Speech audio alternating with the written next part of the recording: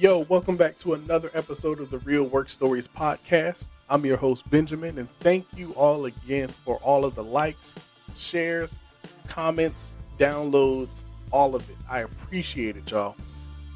And we are back with another episode of, drumroll please, more pet peeves. Why? Because I have a lot of them.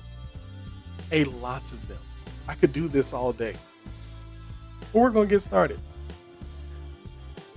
First pet peeve I'm going to talk about. Have you ever had a customer who tried to be super relatable to you, but actually turned out to be really offensive? Here's what I mean. You answer the phone.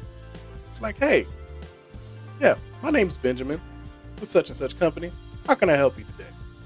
And the customer's like, oh, your name is Benjamin, you say? Like, yeah. They're like, cool. I had a dog named Benjamin once. What?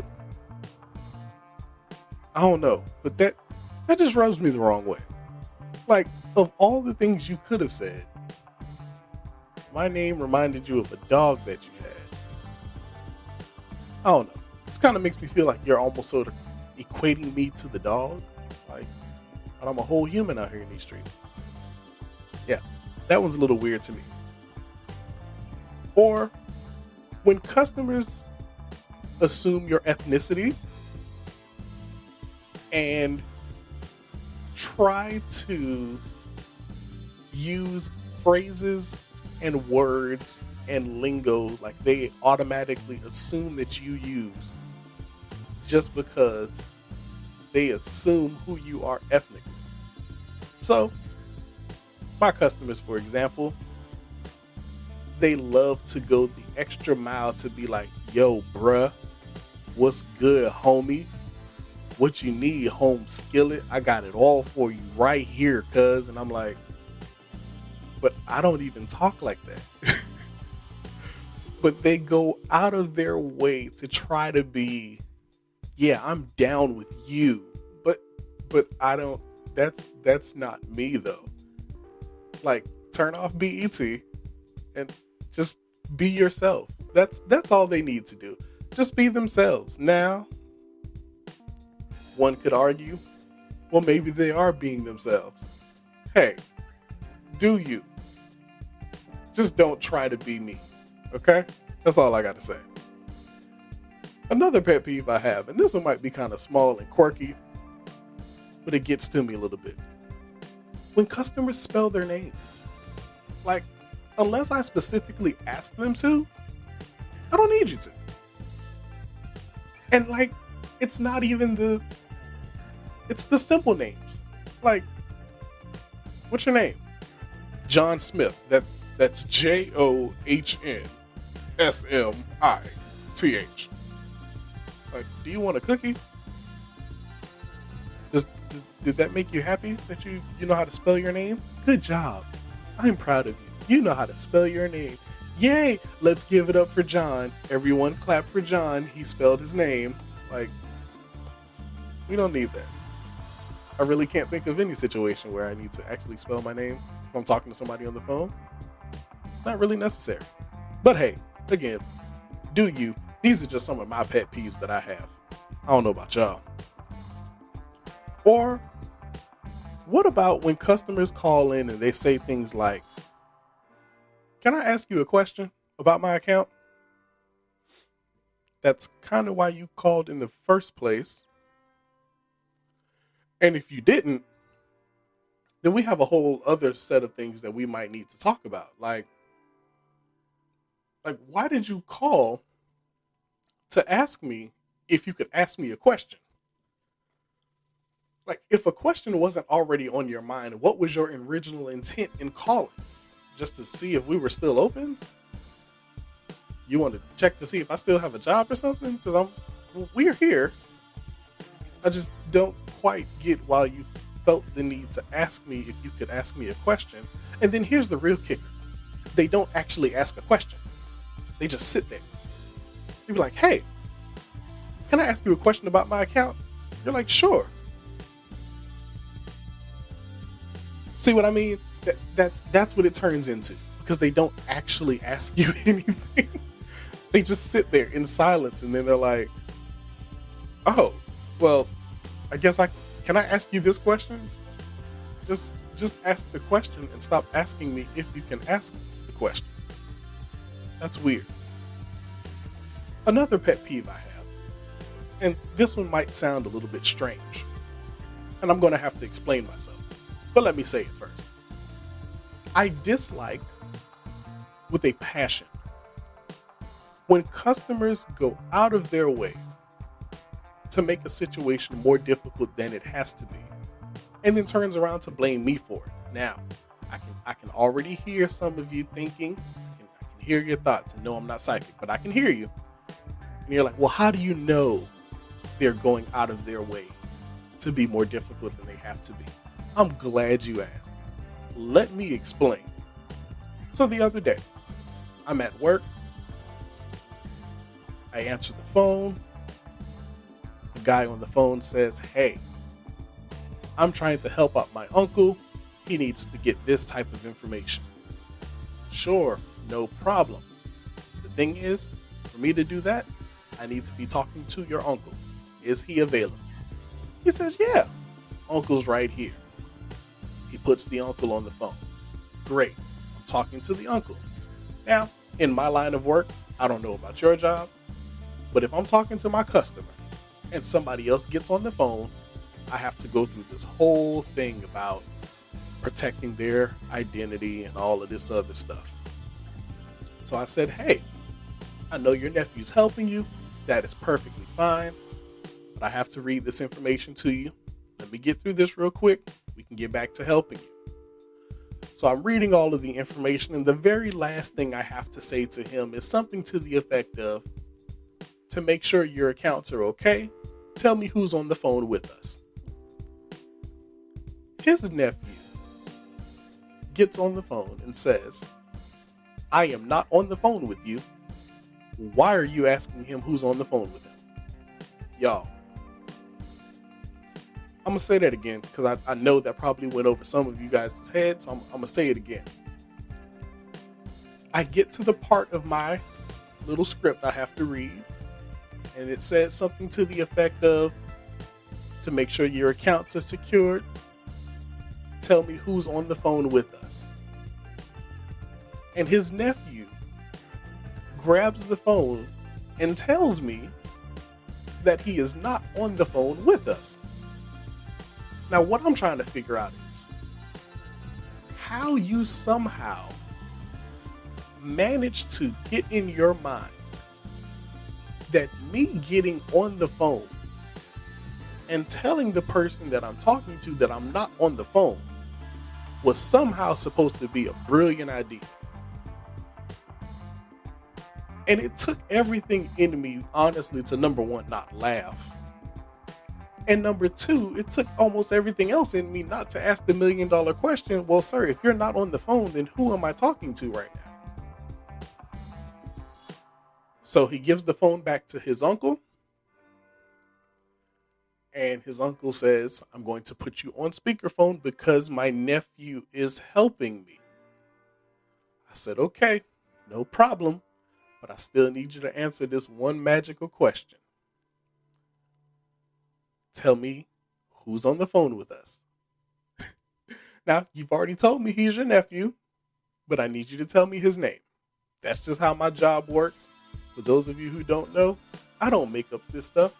I just follow the rules they tell me I have to follow, okay?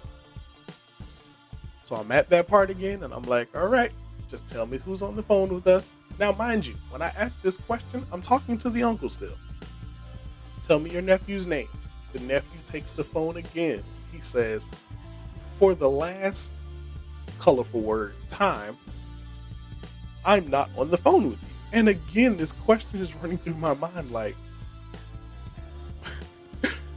why did you think that you needed to get on the phone to tell me that you're not on the phone? Because number one, this tells me that you are still there because you're listening to the conversation. Otherwise, you wouldn't have known that I asked him that question. But that's what I'm talking about when I say people go out of their way to make things 1,000,000 times more difficult then it has to be. Because, I mean, if he would have thought about it just a little bit, all he would have had to do was just stop talking. Shut up. Or just let your uncle tell me your name.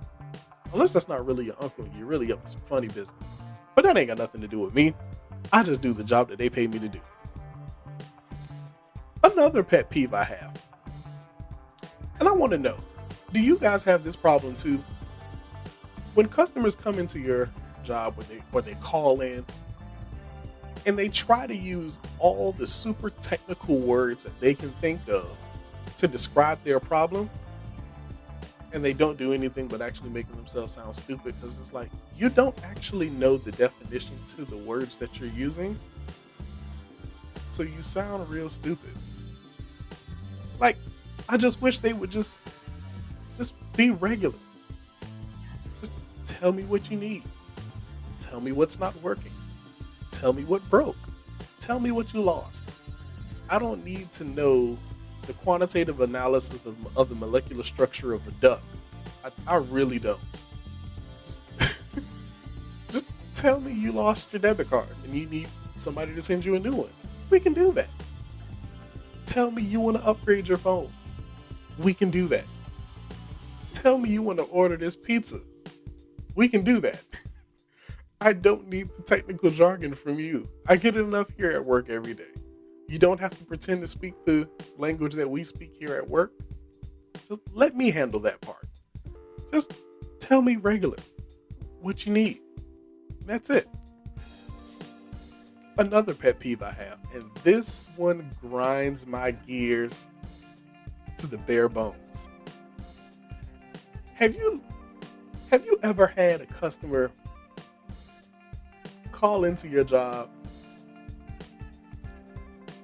and then ask to speak to a different company? Like, for example, if you work at, I don't know, a bank, and the customer calls in, and you're like, "Hi, thanks for calling the bank. How can I help you today?" And they're like, "No, this isn't the bank. I called Chick-fil-A." "No, you didn't." "No, you didn't." "Promise you didn't. There's no way you did that. Because if you did, you'd be on the phone with them, not me." And then they get mad at me for being on the phone like I somehow intercepted the call. Like I was sitting at my desk like, "Ooh, they're trying to call Domino's. I'm taking that call." Like, no. You called me. Deal with it. It's fine. You made a mistake. Just be like, "Oh, my bad. Didn't mean to call you. Have a good day." Click. You just cut my handle time down. Thank you. I'm not mad. But they really try to sit here and go off on us like I'm the one who dialed the wrong number. No, you did. That's kind of how you got me on the phone. Anyway, another pet peeve I have. When customers try to sneak the same question into you in different parts of the conversation, because they're trying to trip you up into saying something different than you said the other two times they asked you the same question. Like, you want to know if I can waive this late fee. I told you in the first 5 minutes of this phone call, no. Company said, "No, we can't give you this late fee back. Sorry." So you asked me 4 other questions and then you tried to sneak it back in. "So you said you're going to waive that late fee?" No, I didn't say that. I said we're not going to waive the late fee. That's what I said. And then they go on and they change the subject again and they ask you something else. And when you bring up something else, they're like, "Oh, yeah, so you said you're going to waive that late fee, right?" No, I didn't say that. I said we're not going to waive the late fee. That's the same thing I've said each other time you've asked me that question. The answer is not going to change. I believe it was Einstein that said that the definition of insanity is repeating the same course of action, hoping for a different outcome. So the fact that they keep asking you the same questions over and over again, hoping you're going to say something different, doesn't that technically make them... Anyway, I didn't say it. I'm just saying that's what Einstein said the definition was. I'm just quoting definitions at this point. That's it. But look, y'all, those are just just a couple more of the pet peeves that I have. Like I said, I can do this all day. Why? Because there are a million pet peeves that I have. But here's the thing. I don't want to just talk about my pet peeves here. I want to know some of yours too. So here's what I need you to do. If you don't already follow me on Instagram or Facebook or both, pick one, either or, both and, doesn't matter to me. Find me at Real Work Stories Podcast, okay? Comment on a post. Tell me what some of your pet peeves are. I would love to know. I would love to share some of yours. You don't want to comment because you don't want people to know that these are your pet peeves? That's fine. DM me on either page. I'll still say it. Nobody will have to know it was you. You feel a little old school and you don't want to put it in the DM? Email me at realworkstoriespodcast@gmail.com. I check those all the time. I'll be looking for your comments there. But that's it. I'm going to let y'all go. We'll be back. Keep your eyes out for the next post, for the next episode. Until then, holla.